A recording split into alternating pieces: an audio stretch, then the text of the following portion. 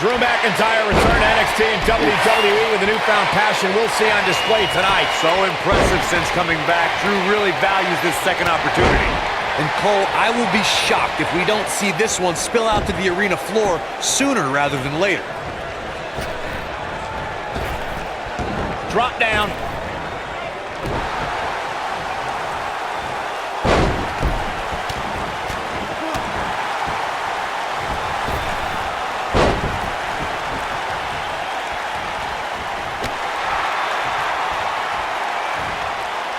Randy Orton is one of the most dominant competitors in WWE history with few weaknesses. Corey, how would you target the Apex Predator? One needs to look at Orton's medical history for the key.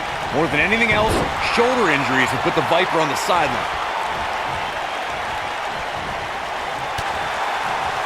He's stalking his opponent from the top turnbuckle.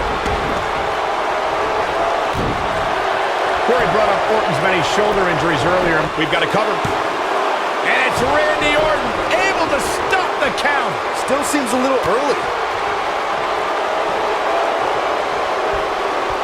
Are you thinking about some tag? Powerbomb! Using the elbow as a weapon.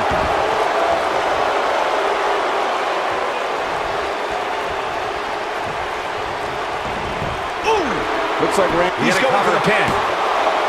When it comes to Falls Count Anywhere matches, for my money, there are few better than the November 2016 battle between Charlotte Flair and Sasha Banks.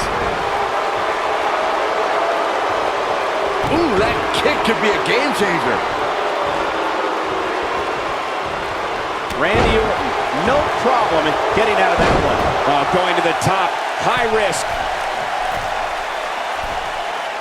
Speaking of that classic Charlotte-Sasha encounter Corey mentioned, we should add that it was the first time ever that the Women's Championship changed hands in a Falls Count Anywhere match. And guys, I will never forget the image of Charlotte tapping out to that unique bank statement in the crowd surrounded by the WWE Universe. If you recall, guys, when Drew McINTYre first showed up here in 2009, he was anointed the Chosen One. And while it may have been premature back then, I'd say McINTYre is more than living up to it nowadays. Beautiful technique. Whoa, down he goes. That was impressive, Cole. As Byron alluded to, Drew McINTYRE's initial run in WWE had ups and downs, but ever since his return in 2017, I'd say McINTYRE is among the most dominant superstars on the roster. As with the people he's defeated since returning. And let's look at some of these names, Cole. Bobby Roode, Andrade Cien Almas, Seth Rollins. Those are some pretty big names, if you ask me. Nailed it. The challenger not in a great place. And you have to wonder how much the challenger can sustain at this point. Man, I knew this was going to be a closely fought battle, but I didn't realize it was going to be this close. This is unreal. Over 15 years into his WWE career, there were a few firsts left for Randy Orton to conquer. But he found one when he beat Bobby Roode and captured the United States Championship for the very first time. Bam! What a slam! Not sure how much more McINTYre can take. Well, I can promise it's not much. This is about as bad as it gets for him. Michael mentioned Randy Orton's United States title win, and true to Orton form, it came out of nowhere.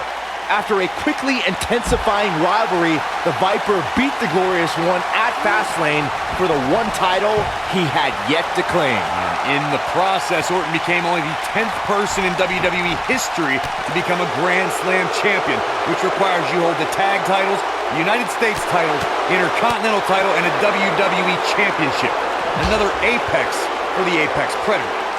Well, guys, the referee should have it relatively easy here tonight because, as you know, in a Falls Count Anywhere match, anything goes. Nobody controls the pace of a match quite like this guy.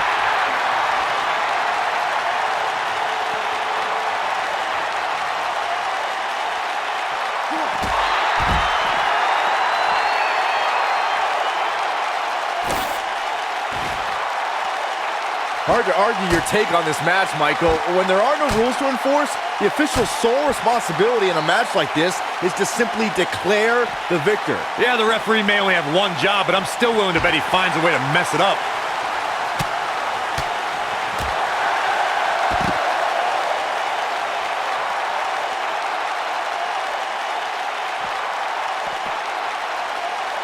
And he's heading back in. And here's Randy Orton showing why he's a master manipulator.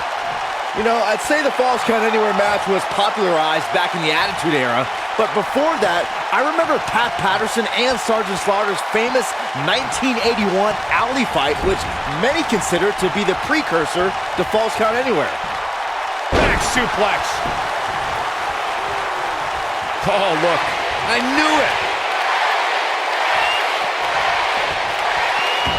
As Byron mentioned, the Pat Patterson-Sergeant Slaughter alley fight had many of the elements of a Falls Count Anywhere match. Most notably, I'd say, was the heavy weapon usage. Yeah, that match had everything from cowboy boots to brass knuckles, but more importantly, weren't you born in 1981, Saxton? Good point. Not sure that yielded the desired results.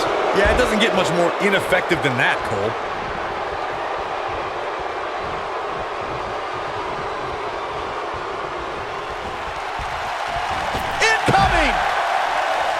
I'd say Drew McINTYRE's career is a story of two completely different chapters. McINTYRE himself would tell you his first chapter didn't quite go as planned, but boy, chapter 2 is a whole nother story.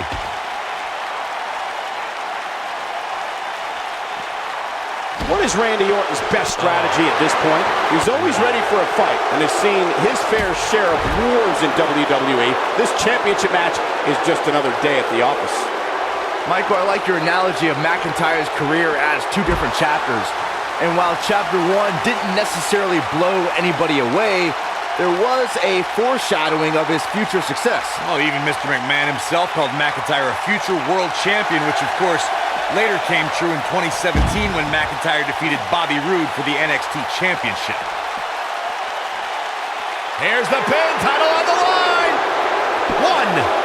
1, 2, and the champ kicks out. How in the world? Boom!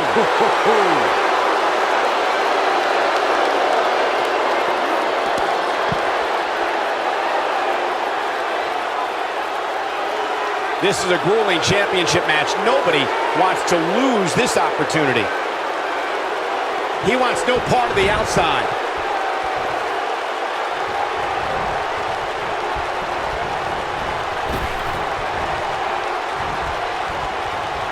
Both of these superstars looking a little worse for wear right now. Vicious strike.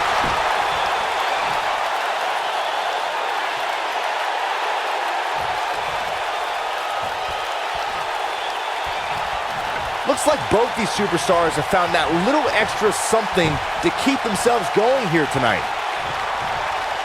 Here he goes. Out of nowhere. Here's his moment, Mike. He goes for the cover.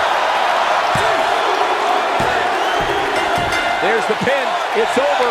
It's all over. These gentlemen got after it. Here are the highlights. These superstars gave as good as they got, and here is your winner and the new WWE Champion. He is the Apex Predator, the Viper, Randy Orton. The shoulders.